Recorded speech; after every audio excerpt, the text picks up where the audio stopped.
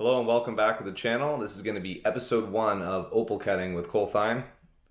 This is the first parcel I got, my first 2 stones in here, so let's open it up and show you guys what we got inside. Come along on a journey as we explore the greatest gem in the world, opal.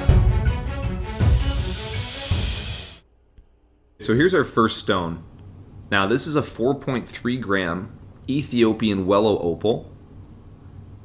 I tried to buy the highest grade of opal that I could find, just so my first few stones have a really nice flash of color and brightness. This stone was very dominant with green and blues, which is a little more common with opal. The rare color would be red or orange. Now this actually has a very minimal flash of red you can see. On the odd angle you can see it. And I thought this was a really nice starting specimen for me to try cutting opal. Now here's the second stone. This stone's a little more of an ambitious, difficult cut. Incredible flashes of red. Huge flakes of fiery red. With flashes of yellow, green, blue, orange. Full spectrum except for magenta. Alright, this is the first ever cut. And this is our first specimen here. So I'm going to be using my Ultratech V2 faceting machine to cut these opals. Now I'm not actually going to be using the faceting part of the machine, I'm just going to use the lap wheel to create a cabochon. Now a cabochon is typically used for opaque gemstones, which is stones you can't see through, such as an opal. And a cabochon is simply a rounded stone without any faces, so an oval or a sphere. Whereas a faceted stone has many faces cut into the side in a geometrical pattern, such as a diamond you would see in a jeweler shop.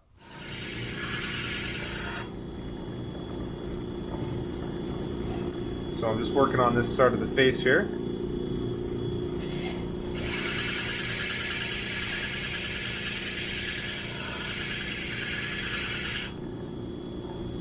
Now I'm just going to work my way around the perimeter of this stone.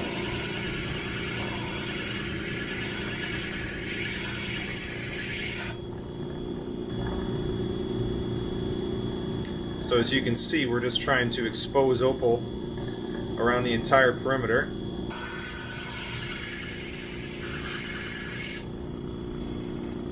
Oh wow. See, we have these little sand pits, and we just want to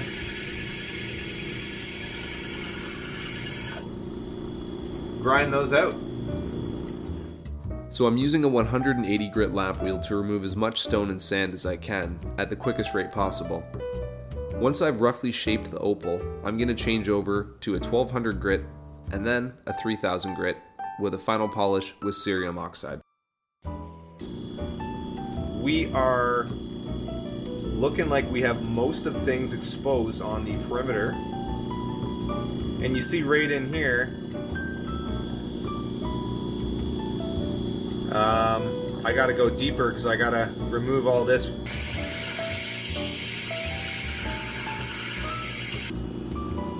So now we've got most of the stone. I'm gonna go in for it now. This is gonna be working down this last section of stone. I can actually feel that's all sand. By the sound and how it actually is cutting.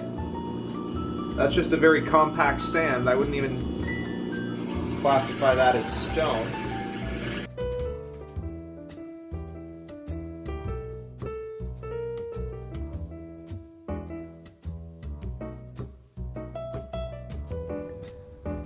Now that that's done, I'm going to start on the second opal, and we'll come back and polish these both at the end of the video. Okay, so we're going on this second opal here. We were checking this one out, and I think I'm going to start with right here. Okay, here we go, the first cut. I'll do it with this hand so you can see on the camera better.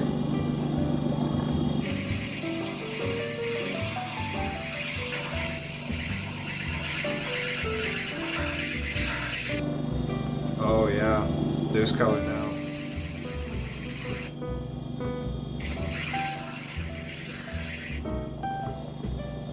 Alright, we're going to keep working this same side down here. Okay.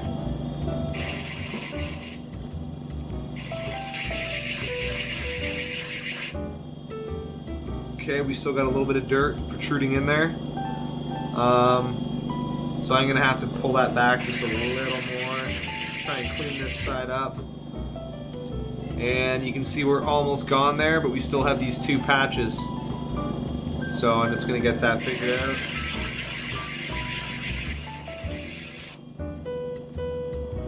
Okay, so we got colors showing up very minimally here. Okay, this is exciting. This is the mystery face that we were wondering what was going to be behind.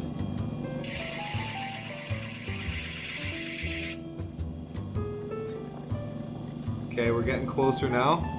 I'm just taking this slow because I don't want to waste any of this that I don't need to.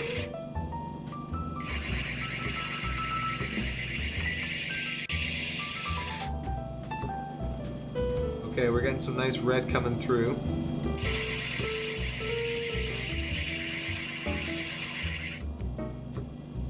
Okay. Wow.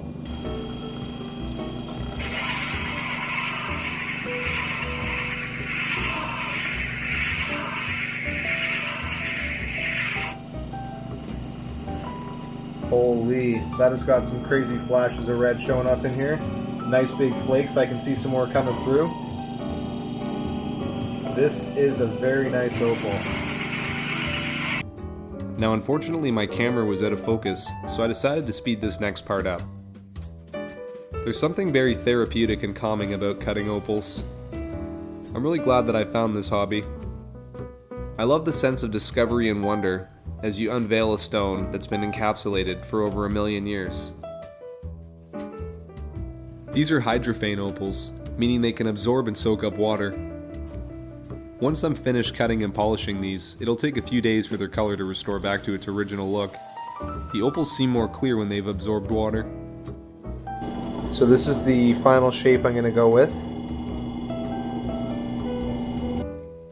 So now we have our two finished opals, and I have my Dremel tool here.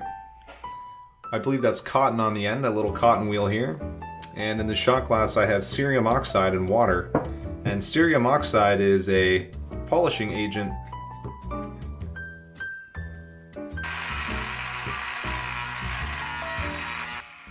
I decided to turn these first two opals into drop pendants. Wow, that's a flashy little stone.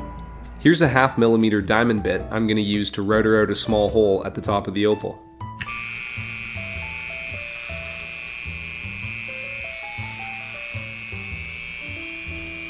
Now I'm going to add a sterling silver eye hook so I can attach a bail and you can wear this as a pendant on a necklace.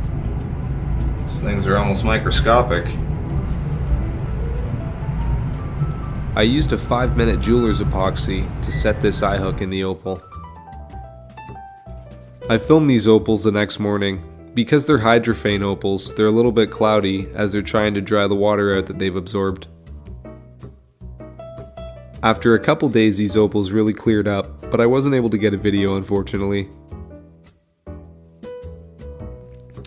The last thing I did was crimp on this bail. I hope you guys had fun learning about opal, and if you'd like to learn more, make sure you subscribe to my channel for future episodes to come.